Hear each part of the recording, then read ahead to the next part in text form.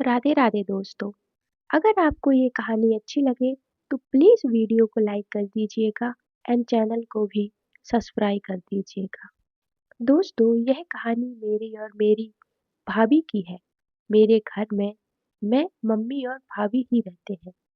मेरे भैया सऊदी अरब में रहते हैं और मुश्किल से 3 साल में एक बार ही घर आ पाते हैं। पापा भी हफ्ते बाद भी आते हैं क्योंकि वो एक कंपनी में काम करते हैं। भाई की शादी हुई थी, उसके 1 महीने बाद ही वो सऊदीया चले गए थे। फिर उनका 2 साल बाद आना तय था। इस बीच भाभी भी बहुत उदास व परेशान रहती थी। भाई जब 2 साल बाद आए तो वो ज्यादा दिन नहीं रुक पाए क्योंकि उनको ज्यादा दिन की छुट्टी नहीं मिली थी। अगले महीने का ही उनका रिटर्न टिकट था तो मुश्किल से ही वो 1 महीना घर पर रुक पाए थे। भैया वापस चले गए। उनके जाने के बाद भाभी फिर से उदास रहने लगी। मैं भी 12वीं में पढ़ाई करता था। उसी समय कोरोना काल के समय पूरे भारत में लॉकडाउन लग गया। जब लॉकडाउन लगा तो उनकी वजह से मैं घर आ गया था। एक दिन मैंने देखा कि भाभी छत पर बैठी थी और भैया से बात कर रही थी। फिर जब मैं छत पर आया तो भाभी ने बात खत्म करने के कॉल कट कर दिया। वैसे तो मेरे मन में भाभी के लिए कोई गलत विचार नहीं था, लेकिन भाभी बहुत सुंदर थी तो कभी-कभी बस थोड़ा हंसी मजाक कर लेता था। लेकिन कुछ दिनों में हम दोनों के बीच मजाक की सीमा कुछ बढ़ गई थी। लेकिन इससे भाभी को बुरा नहीं लगता था। एक दिन वो रूम में बैठकर फ़ोन चला रही थी, तो उनकी वो दिख रही थी, तो मैंने पीछे से मुझे छेड़ दिया। उस दिन मैं भाभी के रूम में था और भाग नहीं पाया क्योंकि भाभी आगे बैठी थी। उन्होंने मुझे पकड़ लिया और मुझे धक्का दे दिया। मैं गिरकर बेड पर लेट गया। अब मैं उठने की कोशिश करने लगा, तो वो मुझसे मजाक वाली लड़ाई करने लगी। मैं उनसे छूटने की कोशिश कर रहा था और ऐसा करने में मैं कामयाब रहा। उसके बाद मैंने उन्हें पकड़ लिया, तो वो कहने लगे, छोड़ दो प्लीज। मैंने कहा नहीं, अभी नहीं। तो वो बोली, अच्छा सॉरी, चलो अब छोड़ो, मुझे जाने दो, काम करना है।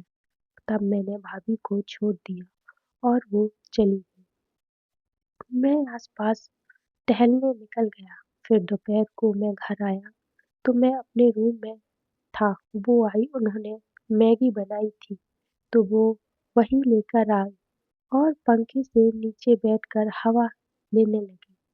मैंने जोर से उनकी वो चीख दी। वो मेरी तरफ देखने लगी और बोली, कर दिया ना नुकसान, अब भरपाई कौन करेगा? मैंने बोला, पैसे ले लेना और नहीं ले लेना। ओके, तो वो बोली, नहीं रहने दो, बड़े आए पैसे देने वाले। उनकी इस बात से मैंने दूसरी तरफ की भी चीख दी। इस पर भाभी मुझसे फिर से लड़ने लगी। फिर से पहले जैसा ही हुआ। अभी कुछ तो पता की तभी मम्मी उन्हें बुलाने लगी। फिर भाभी को जाना पड़ा। लेकिन मुझे आज पूरा यकीन हो गया था कि अब भाभी को भी सब चाहिए। शाम को मैं चिकन ले आया और मैंने बोला, भाभी आज आप ही बना दो। भाभी नॉनवेज नहीं खाती थी और ना ही बनाती थी। लेकिन मैंने बोला तो आज भाभी ने बोला, ठीक है, बना तो दूंगी पर मुझे क्या मिलेगा? मैं इशारा समझने लगा। मैंने भी हंसकर जवाब दे दिया, साफ बता दो क्या चाहिए? जो भी चाहिए आपको मिल जाएगा। भाभी बोली, एक बार सोच लो, जो मांगूंगी देना पड़ेगा। मैंने कहा, हाँ ठीक है। फिर मैं अपने ब्रेसलेट के साथ बाहर चला गया। फिर शाम को आने में मैं थोड़ा लेट हो गया। सबने खाना खा लिया था। मैं देर से आया और अपने रूम में गया तो भाभी खाना लेकर आ गई। मैंने आज थोड़ी पी ली थी, तो मुझे शायद थोड़ा सा नशा हो गया था। ये भाभी को पता लग गया कि मुझे नशा चढ़ा है। मैंने बोला, भाभी आप खाना रख दो, मैं खा लूंगा। लेकिन भाभी ने मेरी हालत देखकर कहा, मेरे सामने खाओ, नहीं तो बिना खाए ही सो जाओगे। तब मैंने खाने लगा। मैंने भाभी से पूछा, आपने खा लिया है? भाभी ने कहा, नहीं, मैंने कहा आप मेरे साथ ही खा लो। जाओ अपने लिए भी खाना ले आओ। भाभी बोली, आप खा लो, मैं बाद में खा लूंगी। फिर मैं उनको अपने हाथ से खिलाने लगा। उन्होंने मना कर दिया। वो बोली, मैं नॉनवेज नहीं खाती। अब मैं जबरदस्ती करने लगा और बोला, आप नहीं खाओगी तो मैं भी नहीं खाऊंगा। थोड़ी देर के बाद उन्होंने अपने हाथ से ही खा लिया। यार, मुझे बहुत अजीब लगा कि जो नॉनवेज नहीं खाती है फिर कैसे खा लिया। कुछ देर बाद उन्होंने मुझे खुद अपने हाथों से खिलाया और खुद भी खाया। खाने के बाद मैं लेटने लगा। तभी भाभी आई और मुझे अच्छे से सुलाकर जाने लगी। भाभी बोली, शराब क्यों पी ली? मैंने कहा, यार, दोस्तों ने पिला दी।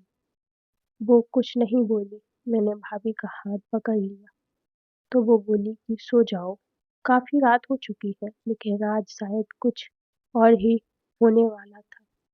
भाभी भी कुछ नहीं बोल रही थी। जब मुझे पूरा भरोसा हो गया था कि भाभी मुझे बिल्कुल भी मना नहीं करेगी, मैंने भाभी से बोला, भाभी आपको जो चाहिए था वो मैं देने को तैयार हूँ। तब भाभी बोली, रुको, पहले दरवाजा बंद करके आ जाओ। मैंने बोला, क्यों, कौन आ जाएगा? मम्मी तो सो गई है, बाद में बंद कर लेना। ये कहकर मैंने भाभी को बेड पर बिठा दिया। मैं समझ गया कि भाभी की तरफ से हाँ है। वो कुछ नहीं बोली। फिर हम दोनों स्वर्ग की सैर करने लगे। भाभी मेरे साथ देने लगी। फिर वो सब के बाद हम सो गए। सुबह जल्दी उठकर भाभी अपने रूम में चली गई। अब लगभग 1 साल से ज़्यादा हो गया, लेकिन अब भाभी को भैया की कमी नहीं खलती है।